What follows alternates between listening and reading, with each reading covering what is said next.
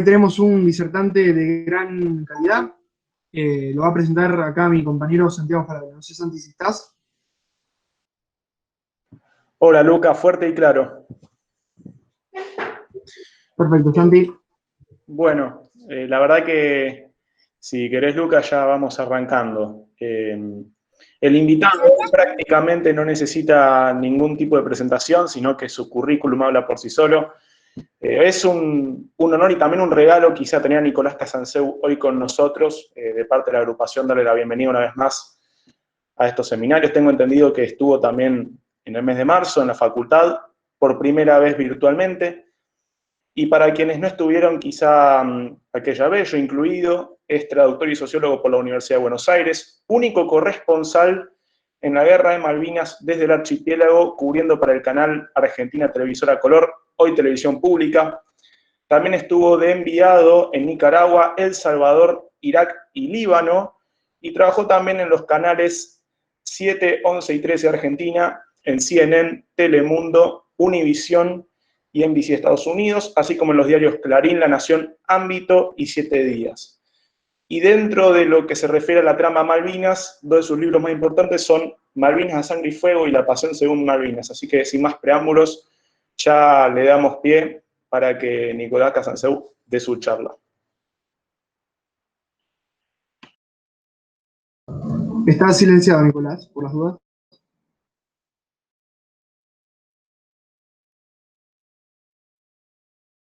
No se te escucha, fíjate ahí, Nicolás, que tendrías que tener abajo de la llamada. Ahora, ahí perfecto. muchas gracias por la invitación. Me parece muy importante el tema que eligieron sobre liderazgo, porque es el gran déficit de la Argentina, el liderazgo.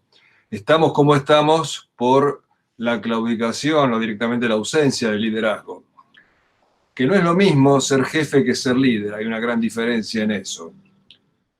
Y los jefes nos han siempre fallado en la Argentina, tanto en la vida civil como en la vida militar, o básicamente en lo que mi experiencia me enseñó en Malvinas.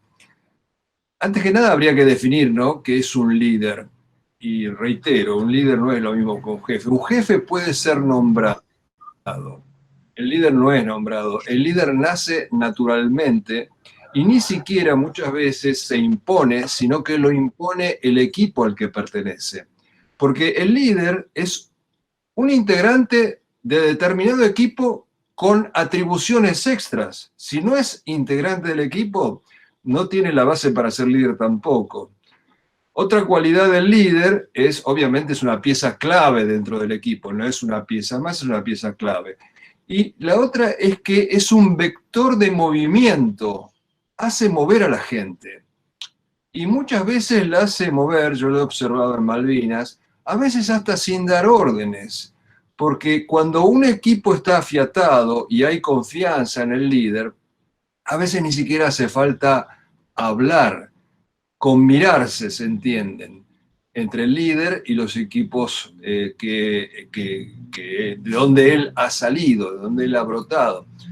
Y hay historias en Malvinas, por ejemplo, que ilustran esto. En un lugar llamado Isla Borbón había un destacamento de infantería de marina, había unos aviones argentinos, unos Pucaray y gente del ejército, y había a cargo el jefe que había sido nombrado, pero en el momento de la verdad el jefe se achicó, no existía. Y sin embargo, a pesar de que tenía un grado muy menor, el menor de todos en la Marina, que es el de Guardia Marina, un joven oficial se hizo cargo.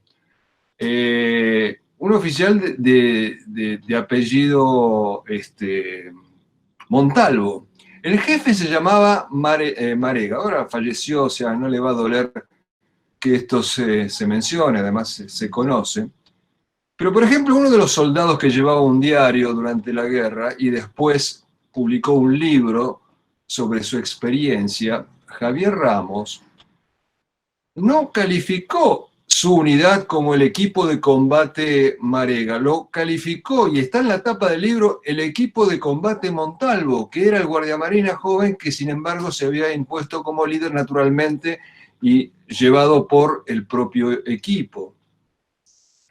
Las cualidades del líder obviamente tienen que ser muchas, ¿no? Tiene que ser, antes que nada, una persona muy convencida, tiene que ser un entusiasta.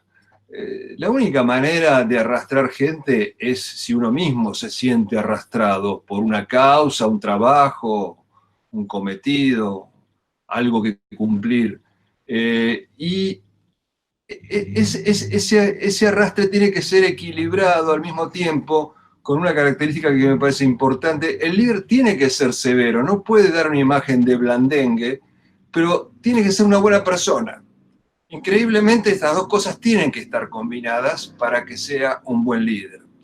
En Malvinas se ha observado, bueno, como yo decía antes, la claudicación de la clase dirigente argentina. En ese momento llevaba uniforme, en otros momentos por ahí no lleva uniforme, pero la claudicación de la clase dirigente argentina yo creo que fundamentalmente se debe a esto de que no hemos tenido durante mucho tiempo líderes genuinos.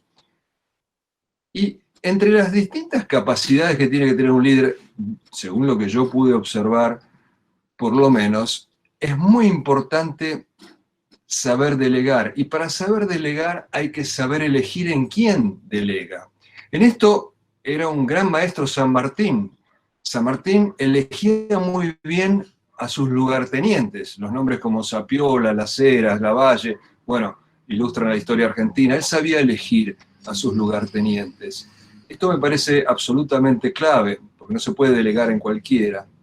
Y nosotros vemos, por ejemplo, en la política actual argentina, y esto lo digo sin ninguna connotación ni partidista, ni política, ni nada, pero por ejemplo vemos que una persona que tiene mucha fuerza como jefa, que es por ejemplo Cristina Kirchner, siempre se ha equivocado en elegir a sus lugartenientes. Ha elegido a Vudú, ha elegido a Aníbal Fernández, ahora ha elegido a Alberto Fernández, y ya todo el mundo da por descontado que es un fracaso. Le falta, entre probablemente muchas otras cosas, la capacidad de elegir bien a quienes en quienes va a tener que delegar. Y otra función fundamental del líder, esto sí lo he visto mucho en Malvinas, es que a diferencia de algo que es bastante común en nuestro país y quizás en otros países, ¿no? No carguemos la tinta sobre el nuestro, pero en nuestro país está mucho esto de cuando hay un equipo, animémonos y vayan. O sea, yo voy a mandar desde atrás. Bueno, los verdaderos jefes que se destacaron en Malvinas, y ninguno de ellos era un general, se destacaban justamente porque ellos no daban ninguna orden que primero no hubieran efectuado ellos mismos. Y hay muchos ejemplos de eso. Bueno, uno de ellos es el capitán Giaquino, que es el primer caído, primer héroe en la toma del 2 de abril, la recuperación de Malvinas, que con sus comandos y buzos tácticos tenía que tomar la casa del gobernador, y él va al frente, él va primero y recibe la primera descarga de metralla que, bueno, después termina quitándole la vida. Y Giaquino era un oficial que decía, todos adelante, pero detrás de mí. Y eso galvaniza a la gente, tanto sea la tropa como sea un equipo de trabajo, un equipo de gobierno. El líder tiene que mostrar que no tiene coronita, que sí, que después va a mandar, pero primero tiene que dar el ejemplo de que él no busca un privilegio y está dispuesto a jugarse como se lo va a exigir a cualquiera de los integrantes de su equipo. En eso la severidad juega un rol muy importante. De San Martín se decía que sus soldados le tenían más miedo a él que al enemigo. Ojo con indisciplinarse o con fallarle al libertador. Otro ejemplo, por ejemplo, lo vi de cerca, había en Malvinas una escuadrilla de aviones que estaban basados en Puerto Argentino, no eran los que salían del continente para atacar a los ingleses, que eran los Aermaqui, Y el jefe de esa escuadrilla, en esa escuadrilla, por ejemplo, peleó Owen Crippa, uno de los grandes héroes que tiene Malvinas. Pero el jefe de esa escuadrilla, el capitán Molteni, no había hecho el curso de piloto de ataque. Y siendo jefe y no habiendo hecho el curso, él probablemente podía haber evitado salir en misiones. Y sin embargo salió una y otra vez en misiones y atacó a los ingleses.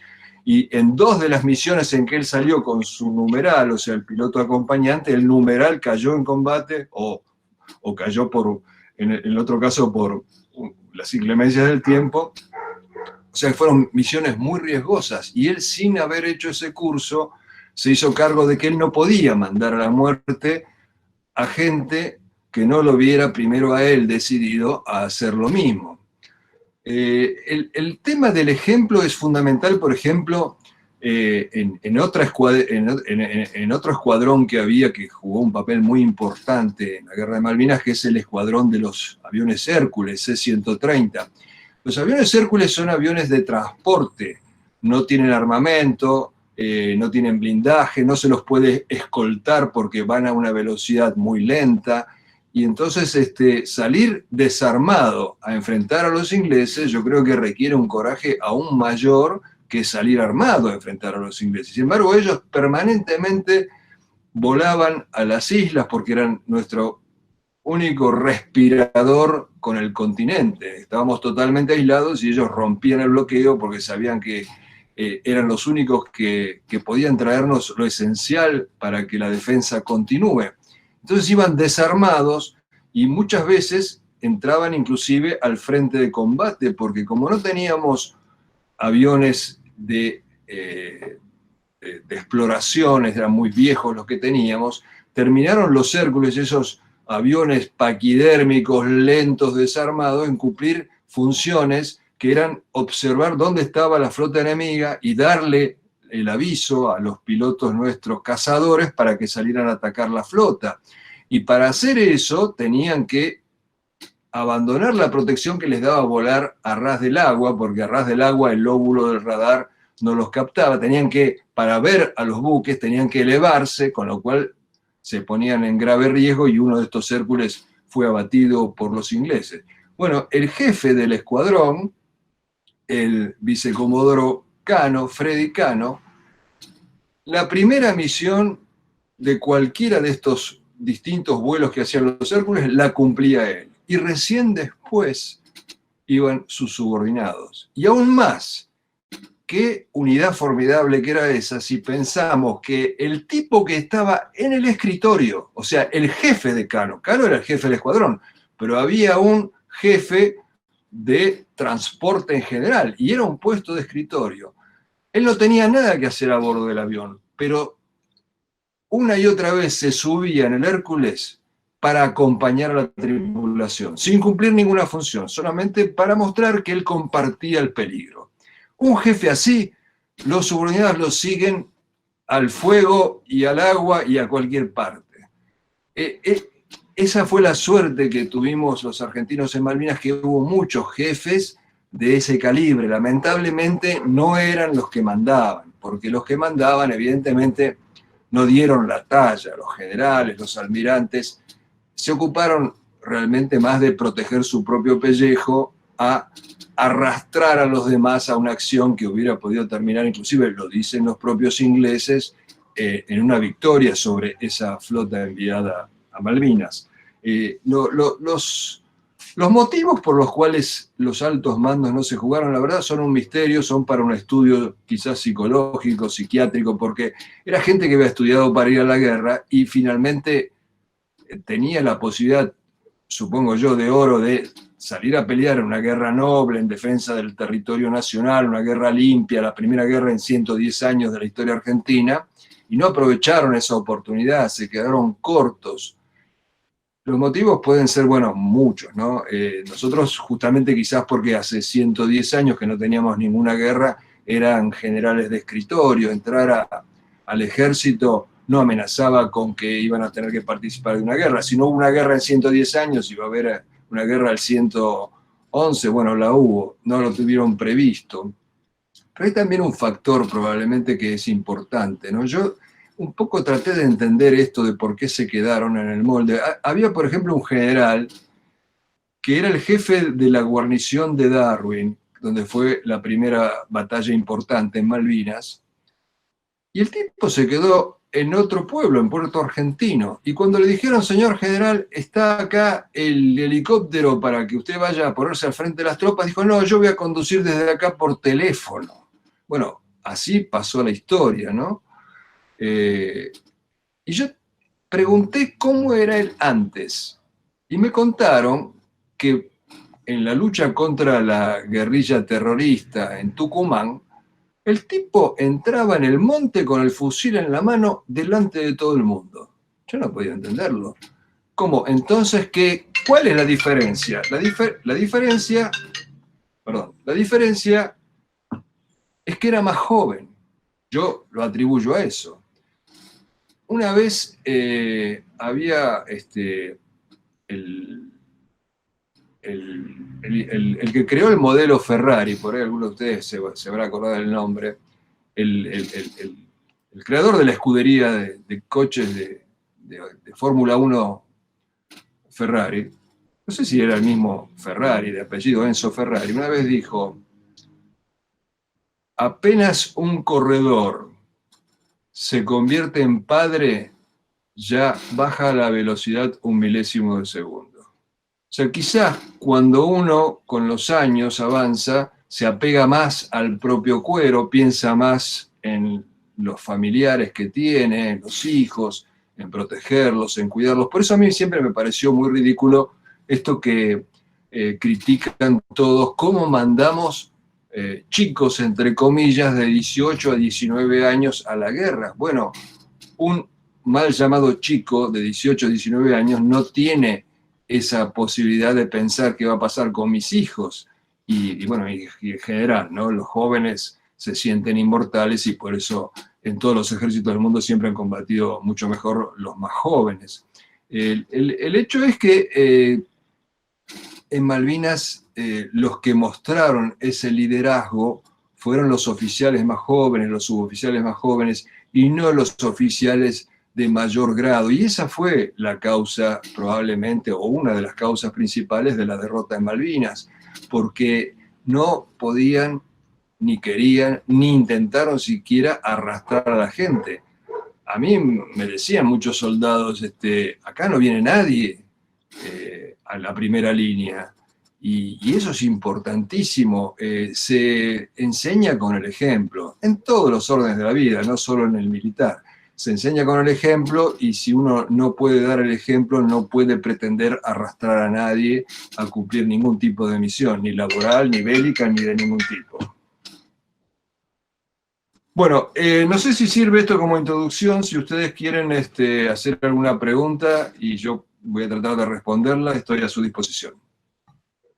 Excelente, Nicolás. Si les parece, voy a arrancar yo con una pregunta, pueden ir dejándolas en el chat, para así después las podemos ir leyendo. Yo te quería consultar para que, le cuentes a aquellas personas que no estuvieron en la charla de Rosario, que ya hicimos en la facultad, un poco esa anécdota que tenés en torno a que te confundieron con un oficial soviético. No sé si podés desarrollarlo un poco en profundidad. Bueno, yo soy de origen ruso, yo hablo ruso a la perfección, y cuando yo estaba en Malvinas hablaba con mi familia en idioma ruso, porque yo le quería enseñar a mis hijos que tuvieran un idioma además, que no les vendría nada mal, y al mismo tiempo porque nos comunicábamos desde una especie de galpón donde no había ninguna privacidad. Entonces, hablando en ruso yo tenía mi privacidad. Y en esa época se hablaba mucho de la posible ayuda de la Unión Soviética a la Argentina, porque estamos hablando de la época de la Guerra Fría, los dos bloques en que se había repartido el mundo. Entonces, cuando yo me voy horas antes de la rendición en un vuelo que salimos bajo fuego, en un Hércules precisamente, y no caigo prisionero con mi camarógrafo, cuando vuelven los prisioneros argentinos me contaban que los comandos ingleses me buscaban a mí. Yo durante un tiempo no podía entender por qué me buscaban, hasta que un oficial de inteligencia me explicó que desde la flota escuchaban todas nuestras conversaciones. Entonces de repente escuchan a alguien que habla en ruso, es el único periodista en ese momento cubriendo la guerra, no se iban a comprar de que yo era periodista. Ese, habían decidido, era el hombre de Moscú en Malvinas, porque además yo hablo ruso sin acento, a mí me dejas en el medio de alguna ciudad rusa y yo paso desapercibido, y habrán pensado que cuando yo preguntaba cómo andan los chicos en el colegio, en clave podía significar cuando llegan los Mirage peruanos o algo por el estilo. Entonces, si yo no me hubiera ido en ese último vuelo del Hércules, probablemente la hubiera pasado muy mal para tratar de convencer a los comandos ingleses de que yo no era el hombre de Moscú en Malvinas. Inclusive me pasó una cosa, o no me pasó una cosa similar que viene a ilustrar el peligro que yo hubiera corrido, y es que en uno de mis viajes antes de Malvinas, yo había querido entrar en Afganistán para cubrir la guerra entre la guerrilla afgana y las tropas de ocupación soviética. Y ya estaba en Alemania, ya había conseguido la visa para entrar en Pakistán, tenía contactos con los guerrilleros, y a último momento, cuando estábamos por salir con mi camarógrafo, el productor me dice, no, si vos te vas a Afganistán, yo te pierdo 2 semanas, andate a Nueva York y mandame una nota por día de Nueva York. Bueno, con mucha frustración tuve que hacer eso. Pero años después leí el libro de un famoso periodista norteamericano de televisión, Dan Rather, que contaba que él hizo exactamente eso mismo que yo quería hacer. Se fue con la guerrilla afgana, y el tipo, que era morocho, no tenía apellido ruso, no hablaba ruso, fue sospechado por los guerrilleros de ser un espía ruso y estuvieron a punto de fusilarlo. Entonces, si hubiera sido yo en su lugar, que hablo ruso, que no parezco morocho, ni mucho menos, probablemente a mí me hubiera fusilado. Así que muchas veces en la vida lo que uno quiere hacer y se frustra por lo que no lo logró, a veces es una bendición. Excelente, Nicolás. Acá pregunta Federico Pellegrini. ¿Qué opinás del coronel Seineldin Hidalgo Rico? ¿Por qué Seineldin no se hizo cargo de una verdadera defensa? Bueno, ahí tienen 2 ejemplos de liderazgo, ¿no? Liderazgo en combate. Rico era un gran combatiente, quizás demasiado buen combatiente, porque si bien es importante dar el ejemplo, también el jefe tiene la función, el líder tiene la función de ver el panorama completo. Y si uno está tirando en primera fila, no ve el panorama completo para dirigir a sus hombres. Que ese es el reproche, digamos, que se le ha hecho a Rico. Rico se enfervorizaba y quería combatir siempre en primera fila. Y Seineldin, por otra parte, lo que tenía era un grandísimo carisma, arrollador, era un buen oficial, se ocupaba de los soldados, eso es muy importante en el líder, ocuparse de los demás, eso es absolutamente clave.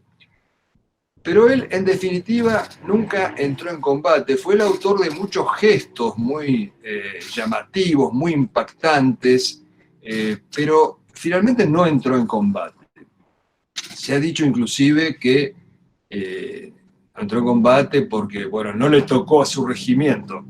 Si uno quiere entrar en combate, camina los kilómetros que hagan falta, pienso yo.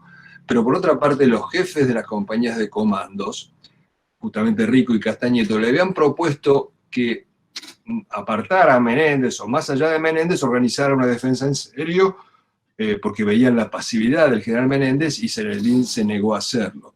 Así que acá tenemos también una enseñanza que es importante para todos los órdenes de la vida, y es nunca dejarnos confundir por el carisma. Cuando uno se ve envuelto en el carisma de una persona, no advierte lo que esa persona realmente es. Uno es como un velo que uno tiene sobre los ojos, se enamora de esa persona y por ahí no advierte que la persona no es exactamente lo que parece representar. Excelente, Nicolás. Acá Mariana Ruiz pregunta, ¿cómo podrías describir el liderazgo del entonces Teniente Esteves? Bueno, el Teniente Esteves justamente era un líder con el ejemplo, que es la única manera. Se ha hablado muchas veces de que nuestros soldados no estaban suficientemente entrenados, lo cual es una falacia porque estaba la clase 62 que había tenido un año de entrenamiento. Y la clase 63 efectivamente había tenido solo 2 meses de entrenamiento. Pero el soldado, o sea, el miembro del equipo, como también en la vida civil, es siempre el reflejo del jefe. Entonces, si el jefe era bueno, un año sobraba para entrenar y alcanzaba con 2 meses también. Y eso lo probó el teniente Esteves, porque el teniente Esteves tenía una sección que quería convertirla en oficiales de reserva, así se llamaban, los ahorros, aspirantes a oficiales de reserva. Y con 2 meses de instrucción, él convirtió a esos muchachos de 18 años en un puño de hierro, a tal punto que en la batalla de Darwin se cubrieron de gloria y uno de ellos, Karl Ledesma, fue el que abatió nada menos que al jefe de los paracaidistas ingleses, ¿no? Pulverizando esa teoría de que eran solamente chicos dignos de lástima. Esteves tenía una mística. Es muy importante el simbolismo en el liderazgo. Esteves incentivaba ese vector de movimiento. Él, por ejemplo, lo ponía en práctica con esto de: ustedes no son simples soldados conscriptos, ustedes son aspirantes a oficiales de reserva.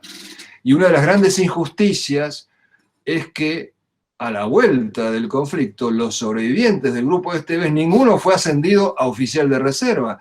Para ser hoy oficial de reserva, uno hace un curso durante un tiempo, cualquier civil puede hacerlo, y le dan el título, si aprueba el curso, de oficial de reserva, sin haber entrado en combate, obviamente. Y estos que sí habían entrado en combate hasta el día de hoy no se los premió con eso.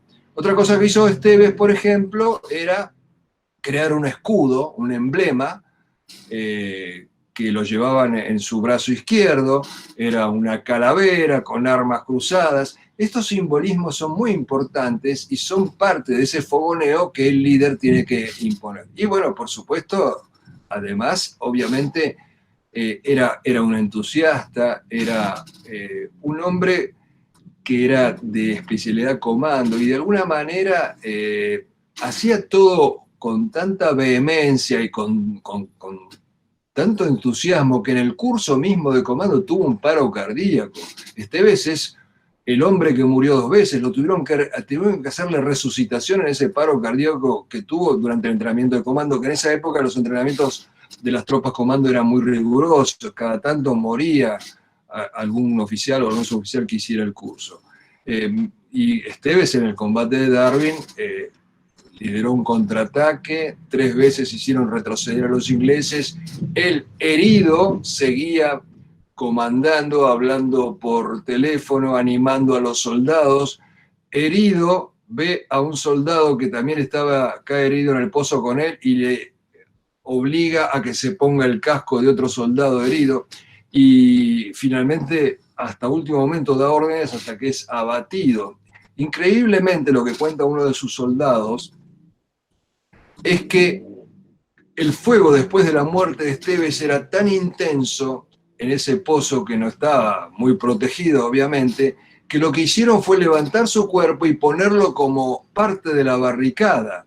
Imagínense la cantidad de balazos que recibió ese cuerpo, a tal punto que después del combate estaba irreconocible el cuerpo y solo lo reconoció, según me contaba este soldado, otro oficial, el subteniente Gómez Centurión, por la forma en que se ataba los borceguíes. O sea, el teniente Esteves había protegido a sus soldados aún después de muerto.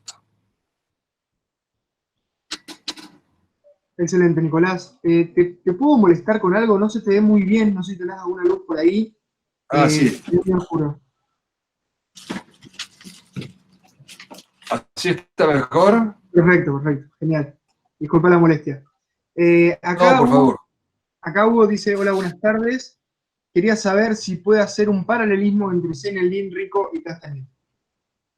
¿Y quién más? Zenelín, Rico y Castañeto. Bueno, Rico y Castañeto eran los jefes de las compañías de comandos, y las compañías de comandos eran las unidades que salían a buscar a los ingleses. Eran las únicas fracciones que salían a buscar a los ingleses, porque el general Menéndez había adoptado una estrategia absolutamente pasiva, se había rodeado de 8.000 soldados enterrados en pozos de Zorro alrededor de Puerto Argentino, y los únicos que salían a buscar el contacto con los ingleses eran las tropas de comando, la compañía 601 de Castañeto y la compañía 602 de Rico. Como antes ya lo había comentado, Rico se destacaba más por su vehemencia en el combate, por buscar el combate, en tanto que Castañeto, si bien era un tipo muy valiente y muy jugado, él era un obsesionado por sus hombres, por la seguridad de sus hombres.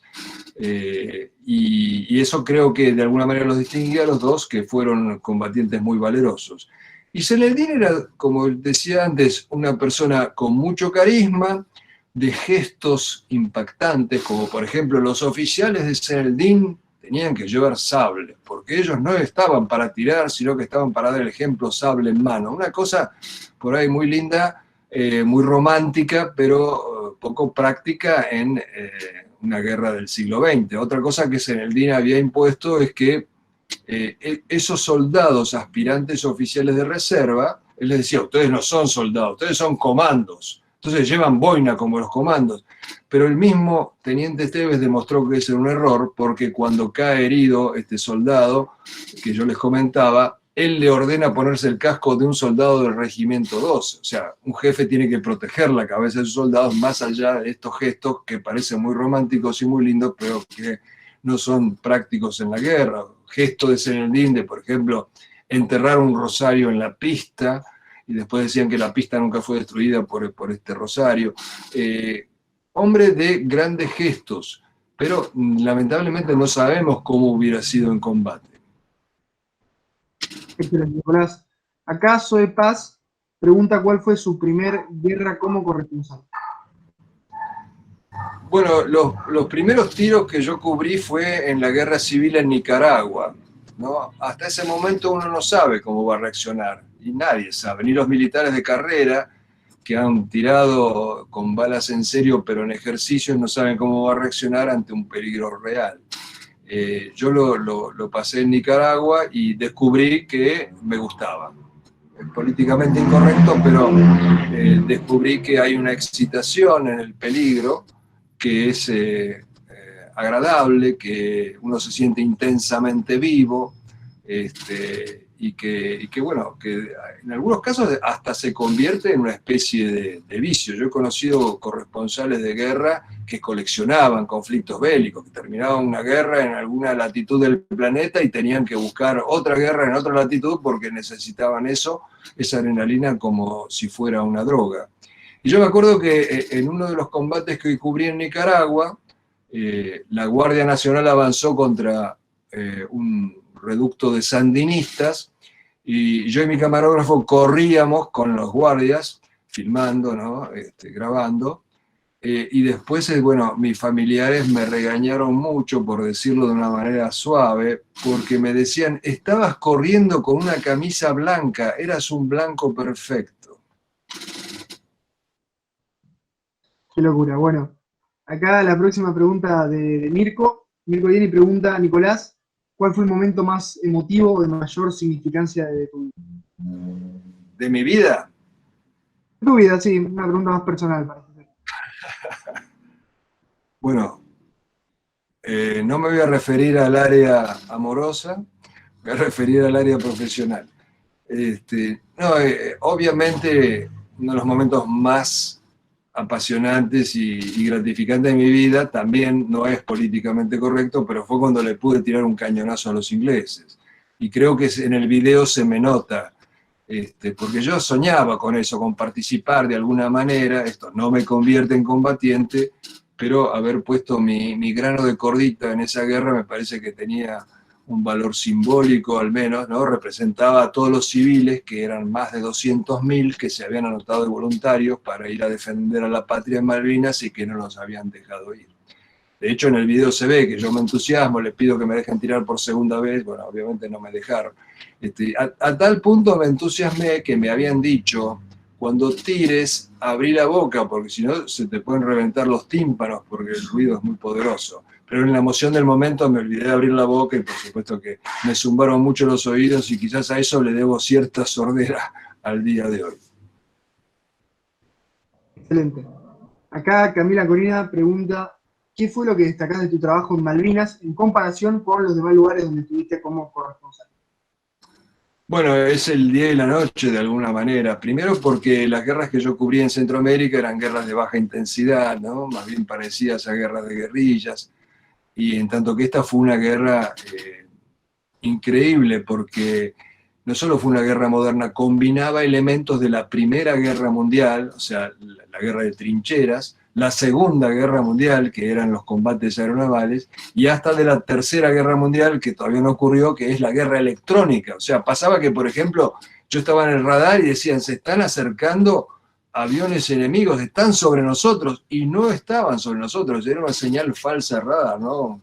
Una de las maniobras de la guerra electrónica. Pero la diferencia fundamental es que aquellas no eran guerras mías, eran guerras donde yo iba de observador, no estaba en juego mi país. Esta era mi guerra, porque era mi país el que estaba defendiendo su territorio. Entonces, es toda la diferencia del mundo. Por eso es que mi camarógrafo y yo pedimos armas para participar en la defensa, que no nos quisieron dar, porque nos considerábamos primero argentinos y después periodistas.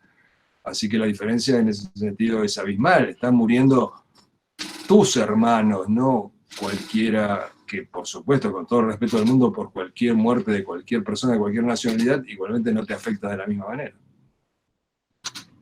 Totalmente. Acá Daniel pregunta, dice, hola Nicolás, te quería preguntar si lloraste o sufriste por algún héroe caído en combate y si pensás que a los altos mandos les faltó liderazgo. Perdón, no escuché muy bien. ¿Sí qué? ¿Qué sería? La pregunta es, si lloraste o sufriste por algún héroe caído en combate y si pensás que a los altos mandos les faltó liderazgo.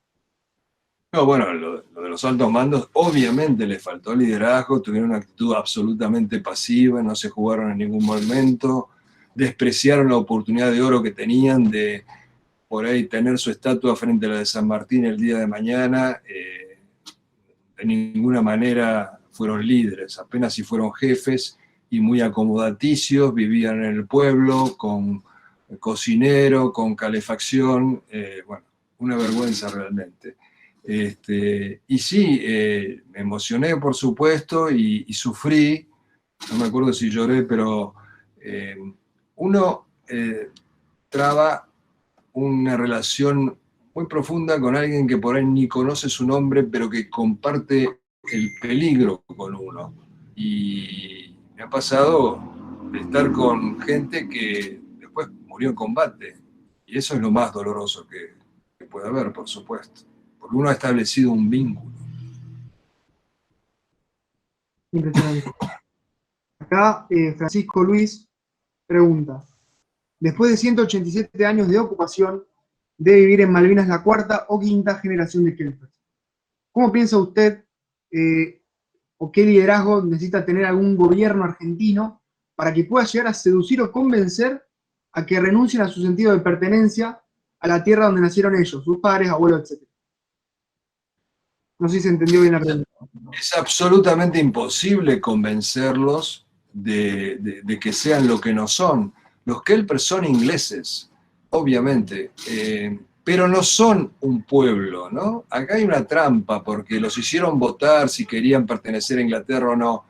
El derecho de autodeterminación de los pueblos, aprobado por las Naciones Unidas, se refiere justamente a los pueblos y no a las poblaciones. Los Kelpers eran una población, había 1.200 personas y ellos no tienen ningún derecho de decidir qué van a hacer con un territorio que histórica y geográficamente es pertenencia de la Argentina. Así que convencerlos no lo vamos a convencer de ninguna manera. Quizás en cierto momento haberles ofrecido $500,000 a cada uno los hubiera hecho por ahí abandonar las islas, pero Inglaterra no las iba a abandonar de todas maneras. La única manera de recuperar Malvinas es primero recuperando a la Argentina. La Argentina está de rodillas, no tiene fuerzas armadas, diplomacia sin Fuerzas Armadas es pura cháchara, nadie presta atención. Las Fuerzas Armadas son necesarias en cualquier país del mundo para tener poder de disuasión, de decir, escúchame porque mirá lo que tengo atrás.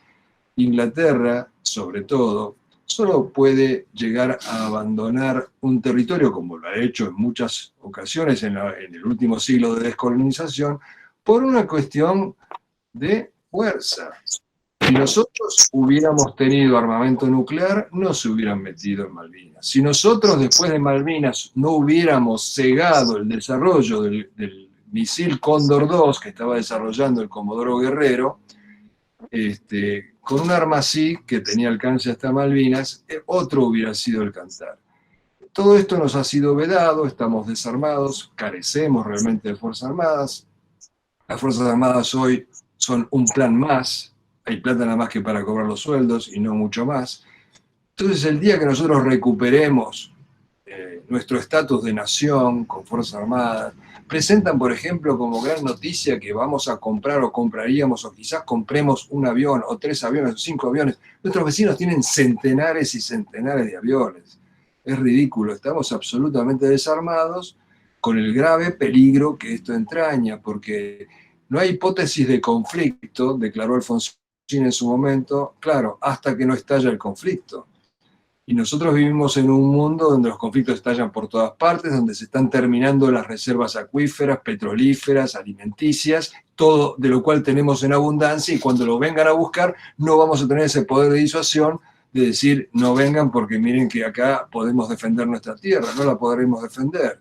Inclusive la Antártida, que es el último gran reservorio de agua dulce y de minerales del planeta, van a venir por eso y nuestros reclamos no van a ser oídos hasta que no recuperemos nuestro estatus de nación con Fuerzas Armadas. Y en cuanto a Malvinas, si nosotros recuperamos al país, muy probablemente los ingleses, que están a las puertas de una implosión demográfica, se están retirando de todos los frentes internacionales, se han ido de Europa, se quiere separar obviamente Irlanda desde hace mucho tiempo, también Escocia, han reducido su ejército, no se reproducen. En los últimos años, el nombre con que fueron anotados en los registros civiles de Inglaterra, los nacidos allí, el número 1 no es ni Tom, ni John, ni Frank, sino Muhammad. Están invadidos por musulmanes, por africanos, y esto amenaza con una implosión demográfica. Lo lamento por la gran cultura inglesa, por la cual tengo un gran respeto, pero bueno, han perdido esa vitalidad. El día de mañana, cuando ocurra esa implosión demográfica, no van a poder seguir manteniendo una colonia a 12.000 kilómetros de distancia. Excelente, Nicolás. Acá pregunta Santiago Falabella, me parece. La pregunta, acá está. Santiago Falabella, pregunta. ¿Es el Museo Malvinas parte de la desmalvinización desde que Esteban es su director? ¿O alguna vez este museo rememoró el verdadero sentido de la causa? No, es parte de la desmalvinización desde su propia creación, porque el primer director que fue nombrado allí, un señor de apellido Lorenz, Federico Lorenz, era el que estaba durante el gobierno kirchnerista a cargo de la enseñanza del tema Malvinas en el Ministerio de Educación. Ha escrito algunos libros sobre el tema de Malvinas, y para que ustedes tengan una idea de qué es lo que piensa él dice que en Malvinas combatió el ejército represor. O sea que los soldados de 18 años, los soldados de 19 años, los suboficiales de 17 años, los subtenientes de 20 años, todos ellos habían formado parte de un ejército represor. Eso muestra que no es precisamente objetivo este señor. Y después de él, bueno, vino la gran vergüenza de que nombraran un soldado cobarde que no vio la guerra, porque cuando entró en pánico lo sacaron de la trinchera, estuvo viviendo en una casilla en Puerto Argentino, es despreciado por todos sus camaradas y lo han premiado con este cargo. Clarísimo, Nicolás. Acá Juan Cruz pregunta si puede comentar un poco sobre el combate del Monte Tumbledown, uno que es bastante desconocido para el público en general. Si no mal recuerdo, este combate vos lo tenés en tu libro como las Termópilas, ¿puede ser? Bueno, así lo puse yo un poco poéticamente, con una licencia poética, refiriéndome al combate de la cuarta sección de el teniente Vázquez. Ahí en realidad hubo dos combates, que es el del teniente Vázquez y después, más tarde, y desde otro ángulo de Tumbledon, combatió también la sección de Virgrela Madrid, del ejército, una sección del regimiento 6. Pero a mí me impresionó mucho el combate de Vázquez, porque fue el lugar por el que primero llegaron los ingleses la noche del 13 al 14, recordemos que el 14 fue la rendición, y Vázquez tenía 40 hombres, que ni siquiera eran todos tiradores, era un poco un rejunte, estaba el barrendero, el calderero, el carnicero del batallón de infantería de marina, pero Vázquez, como había dicho antes, al ser un jefe que tenía el don, pudo convertirlos también en un puño de hierro. Estuvieron toda la noche parando a los ingleses en una relación de 1 a 10.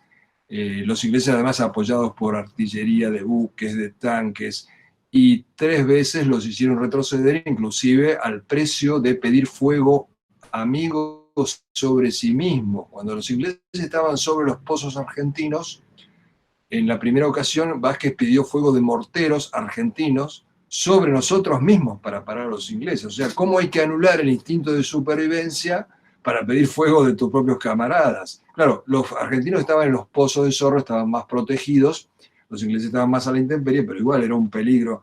Los hicieron retroceder. En una segunda avanzada de los ingleses, Vázquez puso un mortero a 90 grados que de nuevo caían sobre ellos mismos los proyectiles del mortero, y en uno tercero pidió fuego de artillería de cañones de 105, y las 3 veces rechazaron a los ingleses. Siguieron combatiendo toda la noche hasta que a la mañana ya quedaban vivos, entre comillas, 2 pozos nada más, y cuando Vázquez baja a cargar su fusil al pozo de él y sale, tiene 3 fusiles apuntándolo, no tiene más remedio que rendirse, pero Vázquez tuvo casi un 90% de bajas entre muertos y heridos, nunca dio la orden de repliegue. Cuando lo toman prisionero le hacen un simulacro de fusilamiento para que diga dónde está el resto de las tropas argentinas, lo dan por muerto los argentinos, y encima, como lo habían dado por muerto, después condecoraron a otros y no a él, y en su legajo pusieron que él se había replegado cuando él nunca se había replegado. Bueno, una de las tantas injusticias de la Guerra de Malvinas, que recién fue reparada en el año 2015, en que finalmente Vázquez y varios de sus hombres fueron condecorados por lo que hicieron en Monte Tumbledon. Clarísimo. Acá Hugo pregunta si puede contar el combate de la sección Nácar y del subteniente Silva. Bueno, ese es el combate de la sección, la cuarta sección de la Nácar. No intervino toda la compañía, intervino la cuarta sección comandada por Vázquez. Y a él se le había sumado el subteniente Silva, que era del Regimiento 4. El Regimiento 4 se había replegado, pero Silva quería seguir combatiendo. Entonces, con varios soldados, le pide permiso a Vázquez de quedarse con él. Vázquez le asigna una posición y combate heroicamente hasta que es muerto. Inclusive sus soldados contaban de que tiraba con el fusil y con el FAP y arrengaba a los hombres y puteaba a los ingleses hasta que es abatido por ellos. Un héroe, sin duda, uno de los tantos héroes de la Guerra de Malvinas, subteniente Oscar Silva. Acá José Luis Bastac dice: hola Nicolás, ¿podrías hacer una reseña de liderazgo del teniente Carlos Esteban? Perdón, recién pasó una moto y no escuché. Dice, José Luis Bastac dice: hola Nicolás, ¿podrías hacer una reseña del liderazgo del teniente Carlos Esteban? Carlos Daniel Esteban. Bueno, otro ejemplo, ¿no? Porque pertenecía al mismo regimiento 25 que el teniente Esteves, en un acto realmente incomprensible, a pesar de que le habían dicho al general Menéndez de que era muy posible que los ingleses desembarcaran en San Carlos, él manda allí nada más que a 60 hombres, el subteniente Reyes con 20 queda emplazado en un lugar, Esteban, el teniente Esteban, no el soldado, Esteban queda en otro con 40 hombres, y desembarcan los ingleses en San Carlos. Y Y Esteban, con sus soldados de 18 años, les ofrece resistencia. O sea, imagínense, eran 40 contra 2.500 que estaban desembarcando. Abaten entre 2 y 3 helicópteros, según algunas versiones podrían haber sido 4. Y los soldados estos de 18 años tan estigmatizados por este mote de chicos de la guerra, esto me lo contó el propio Vázquez, cuando abaten el helicóptero, no solo siguen tirando, lo cual está mal, porque bueno, ya había sido abatido el helicóptero, pero ese era el fervor guerrero que tenían, que había algunos que querían bajar a donde había caído el helicóptero y cortarle las orejas a los ingleses. Y después dicen que nuestros soldados no servían para nada. A algunos había que pararlos. Combatiendo contra los helicópteros que los perseguían, se van retirando, combatiendo y llegan finalmente a Puerto Argentino. Excelente. Acá Santiago Trevisan pregunta, ¿qué piensa de los nuevos modelos de liderazgo y el trabajo colaborativo donde el desafío es la relación más horizontal? ¿Y qué se puede aprender de Malvinas en esta materia?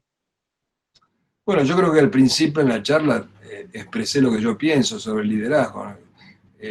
No sé lo que significa liderazgo horizontal. Si significa que todos son líderes, me parece que eso no camina. Siempre tiene que haber una cabeza en todo. Por supuesto que esa cabeza, como ya antes lo expliqué, tiene que nacer del propio equipo, tiene que tener las características que hemos enumerado. Esto de que puede haber muchas cabezas, creo que es una mala idea. Lo estamos viviendo políticamente en este momento, por ejemplo. El liderazgo tiene que ser uno, porque si no es el caos. Excelente.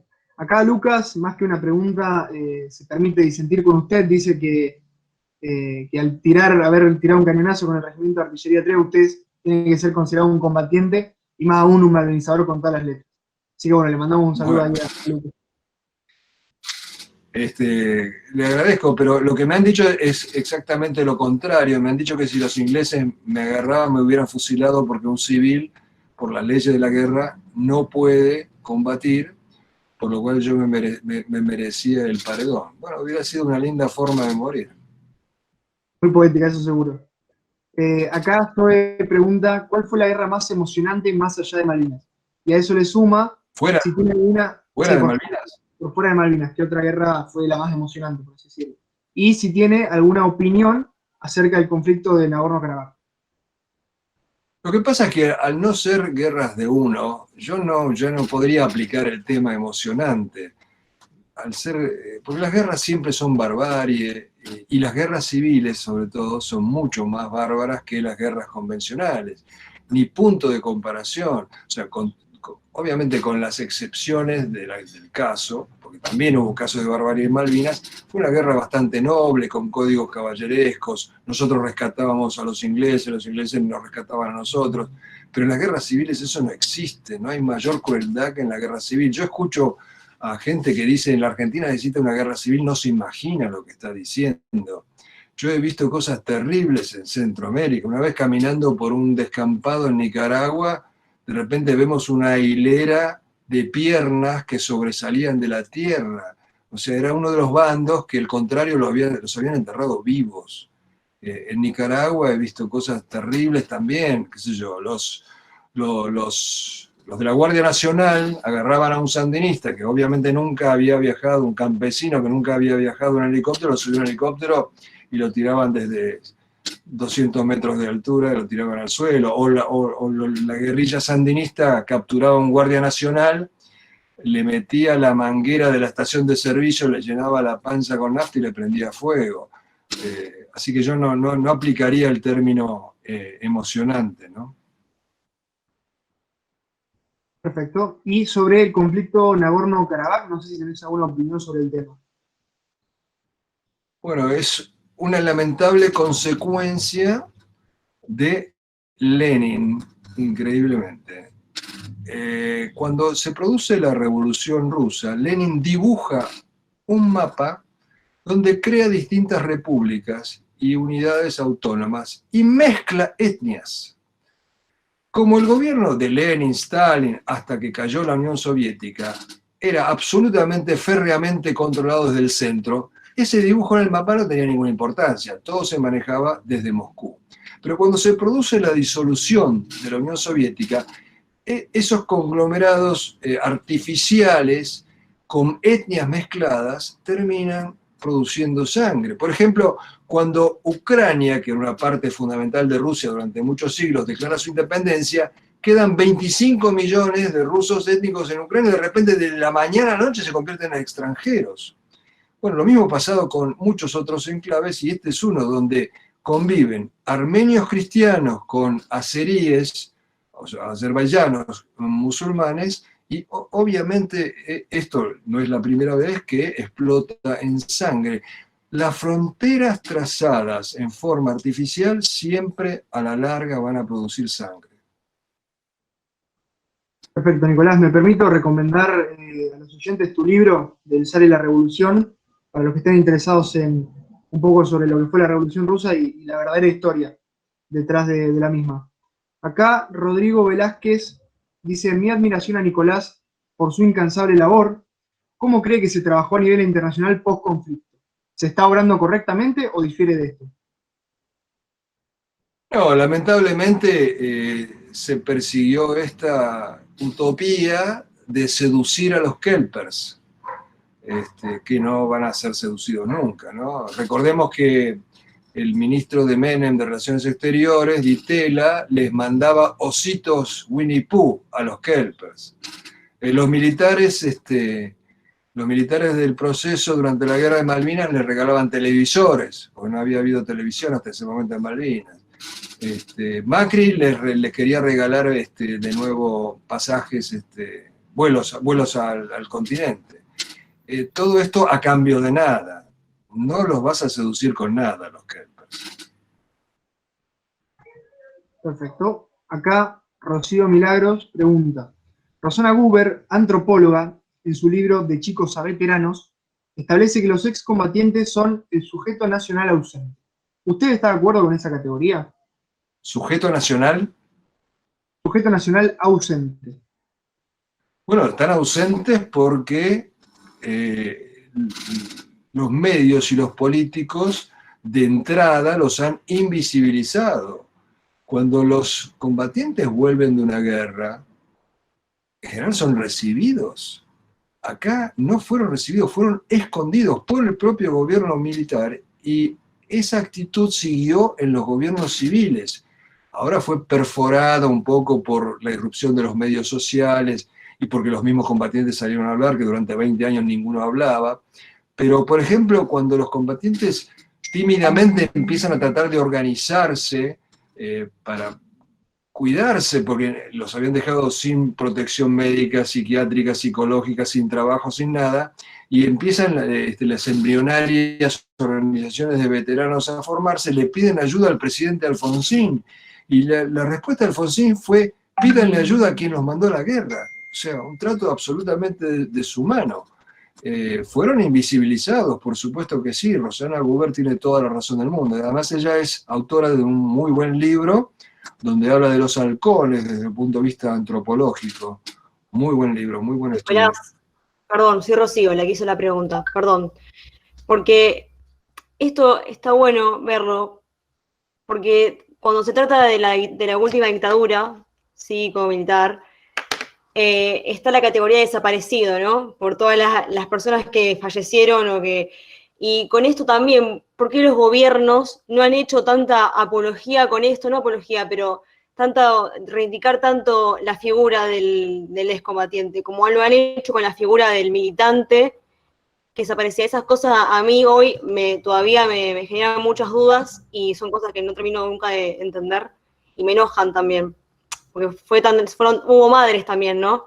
Hubo madres así como hubo madres con los militantes, hubo madres también con estos soldados. Entonces, es algo que Rosana en su libro me pudo un poco dar una respuesta sobre estas categorías por las cuales fueron definidas los veteranos y nada, son inquietudes que surgen. Claro, porque ellos cayeron en la volteada de la demonización de las Fuerzas Armadas in totum. O sea, todas las Fuerzas Armadas son malas. Nunca se trató de separar la paja del trigo. En la misma guerra sucia contra la guerrilla, hubo militares que no cometieron actos aberrantes, hubo soldados que pelearon contra los montoneros. Está el caso, por ejemplo, del regimiento de Formosa, cuando los montoneros entran al regimiento de Formosa porque un soldado traidor los hace entrar, y le dicen al soldado Hermindo Luna, un tape formoseño, un tipo muy elemental, le dicen, rendite, él les contesta, acá no se rinde nadie, mierdas, le dicen los montoneros y lo acribillan.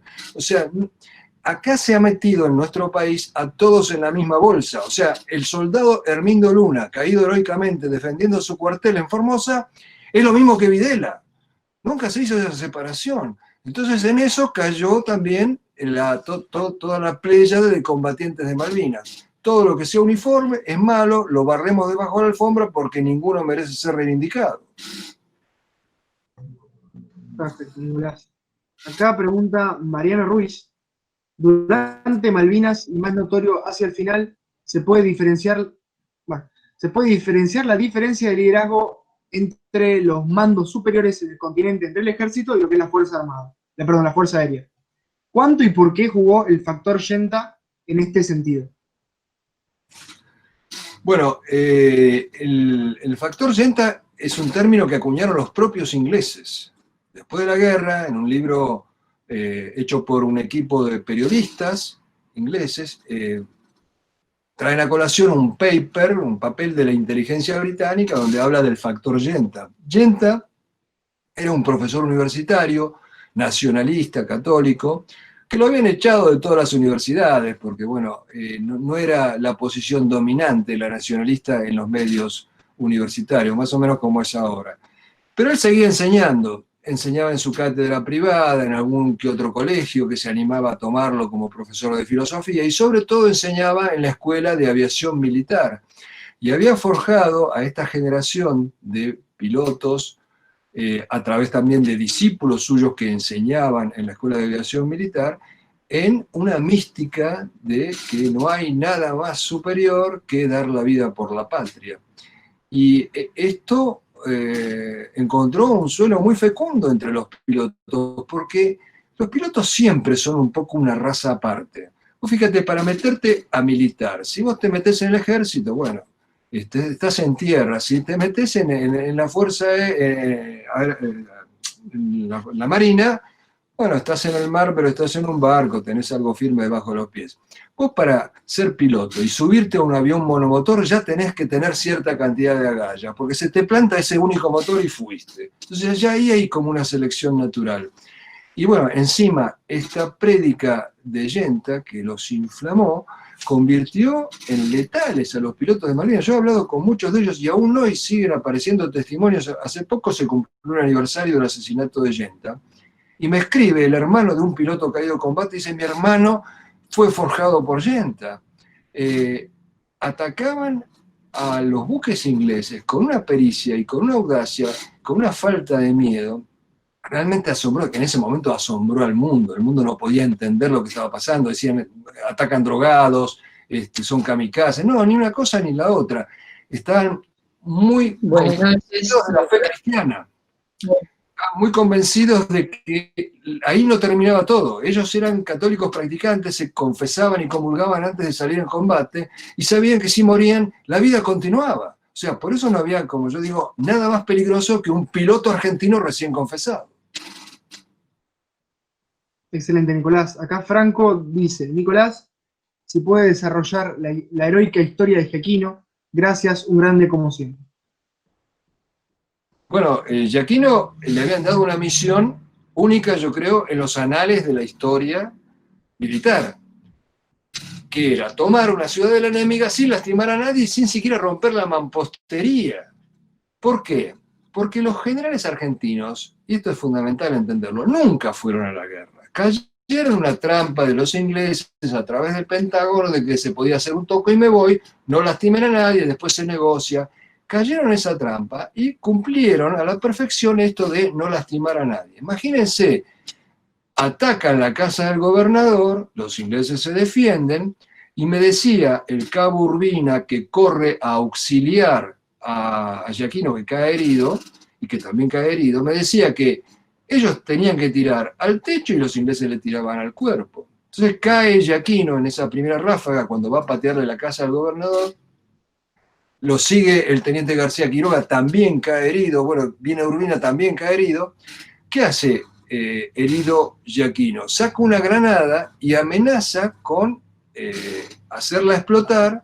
Los ingleses desde adentro le ofrecen ayuda médica y le hubieran por ahí salvado la vida porque se estaba desangrando, tenía cortado una arteria. Y él niega esa ayuda y finalmente los ingleses se rinden.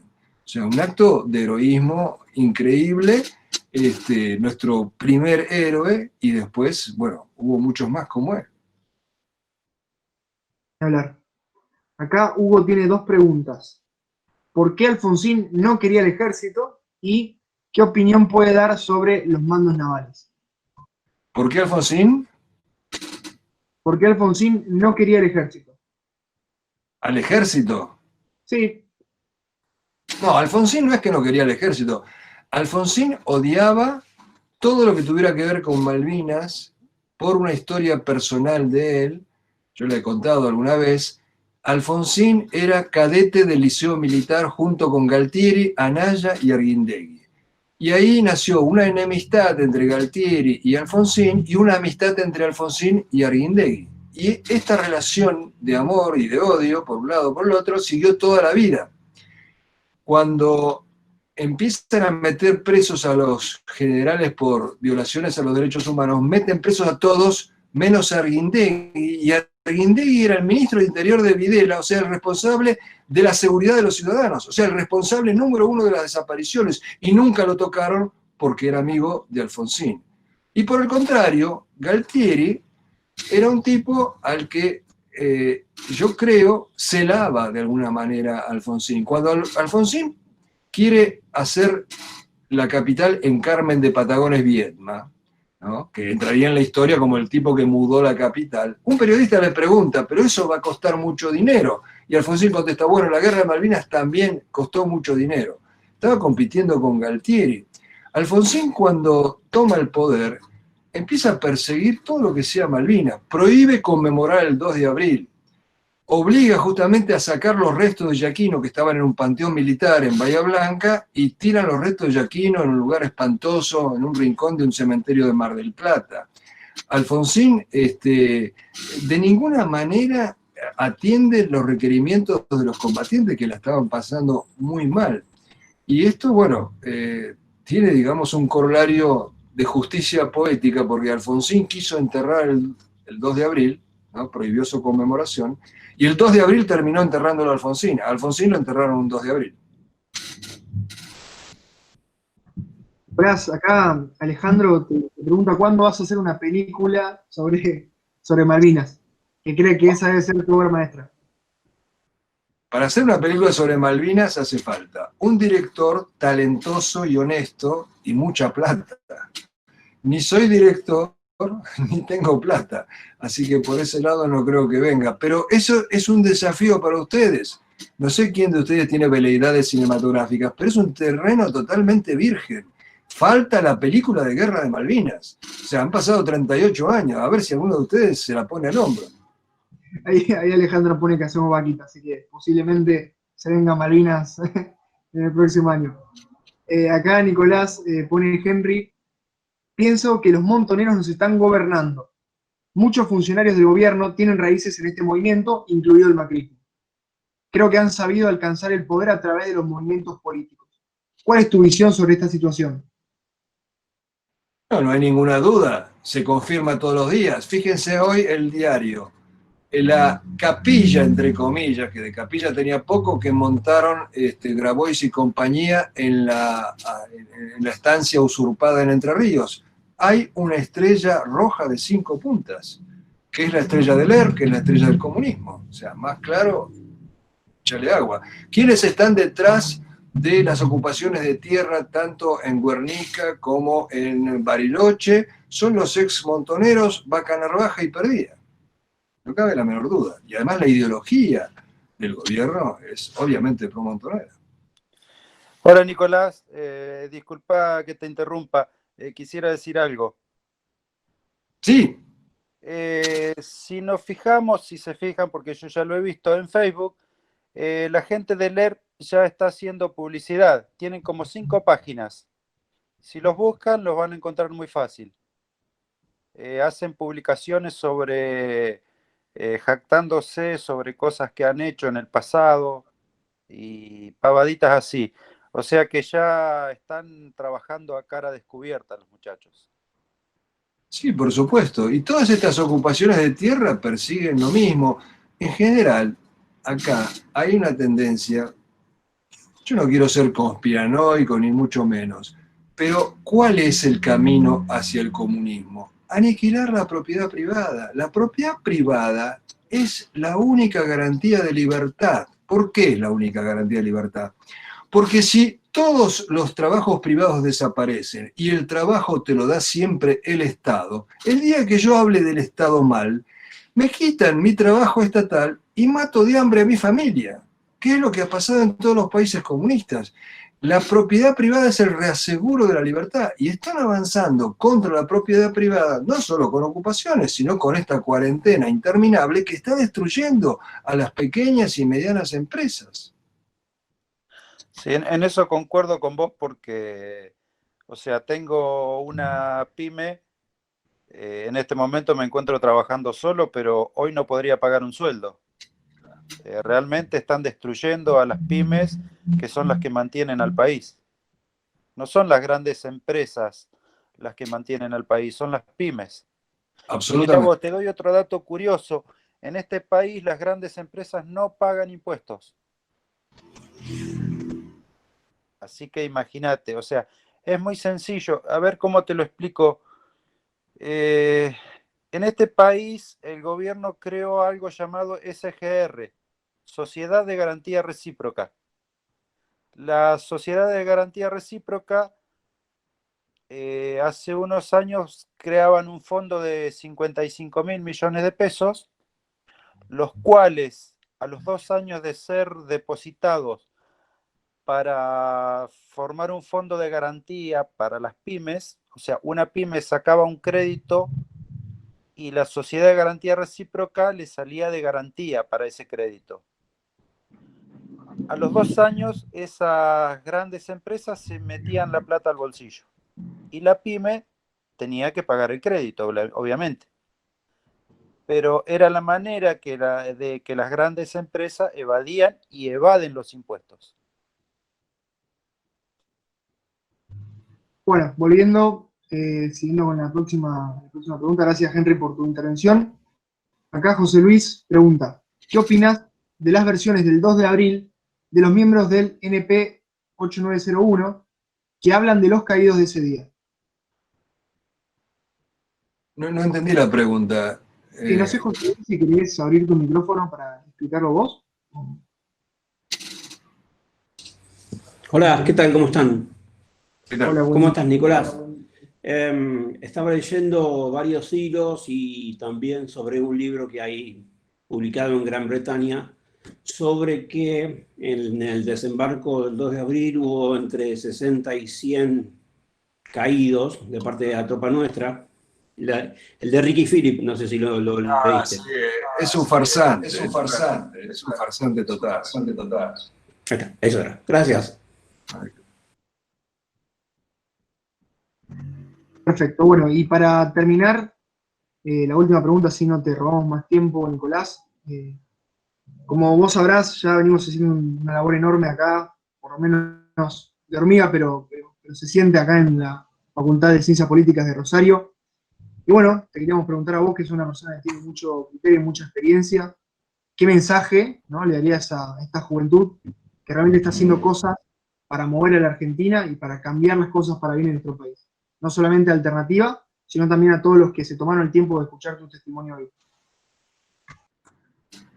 Bueno, de ustedes depende que la Argentina siga existiendo como nación, porque entre el socavamiento de los políticos y la desesperanza de muchos que se están yendo del país, vamos a desaparecer como nación. De hecho, ya existimos todavía porque Brasil y Chile no se oponen, ¿no? El día que Brasil y Chile se opongan, dejamos de ser nación. De ustedes depende, y tienen toda la posibilidad de lograrlo, porque ustedes deben ser los líderes del mañana de recomponer a este país. Este país lo tiene todo, falta ese liderazgo que siempre nos ha traicionado, que siempre ha claudicado. No se dejen vencer por la desesperanza, no se dejen vencer.